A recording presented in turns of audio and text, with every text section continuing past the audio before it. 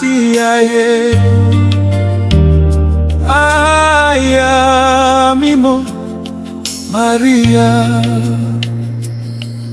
Maria, Ìyá Jésù, ọmọ rere mímọ́ lọ́kàn, ó fìfẹ́ gba ọ̀rọ̀ Olúwa,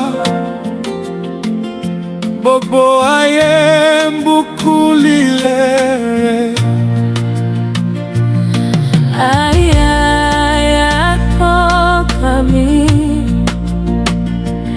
Ọlọ́run ló gbé ga jù ní ìgbàlà ìtùnú. Ọlọ́run fi ọkùn ayé rẹ̀. Maria, Ìyá Jésù, Ọlọ́run fi ayọ̀ gbogbo ayé. Maria, Ìyá Jésù, àwa ń bùkún orúkọ rẹ̀.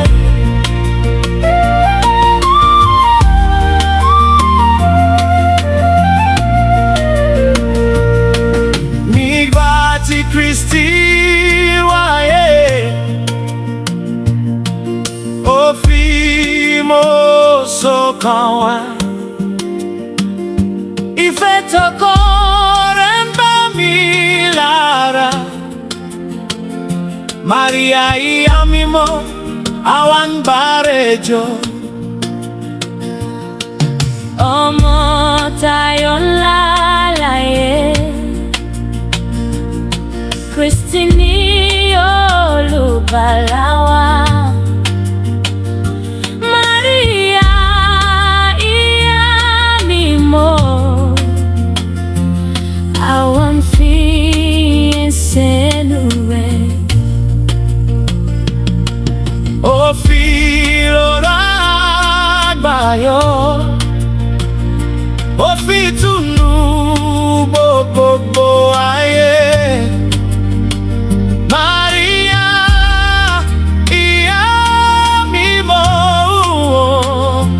Ọlọ́run bùkún lógo rẹ̀. Maria, Ìyá Jésù, Ọlọ́run fi ayọ̀ gbogbo ayé. Maria, Ìyá Jésù,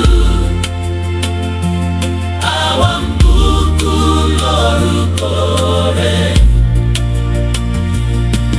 Ó dúró lọ́kàn rere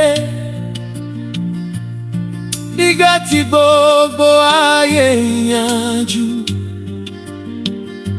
Ó fi ìgbàgbọ́ gbọ́rọ̀ Olúwa,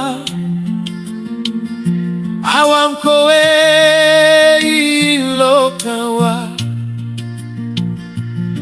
Maria, ìyá mímọ́, a fi tara sẹ́nu rẹ̀. Ìgbàgbọ́ rẹ̀ tọ́kàn wá jọ. À ń bùkún orúkọ rẹ̀ lónìí àti láéláé. Àyà tọ́kàn mi, báwa ni àdúrà, báwa ni oore, báwa lẹ́yìn gbogbo ìṣẹ̀rẹ̀. Maria, ìyá mímọ́, à ń bùkún rẹ̀ lóore ọ̀fẹ́. Ọlọ́run tó ké fi ayọ̀ sí ayé. Ó fi agbára lòpò rẹ̀, ó fi ìgbéra Kristi láyé. Àwọn kò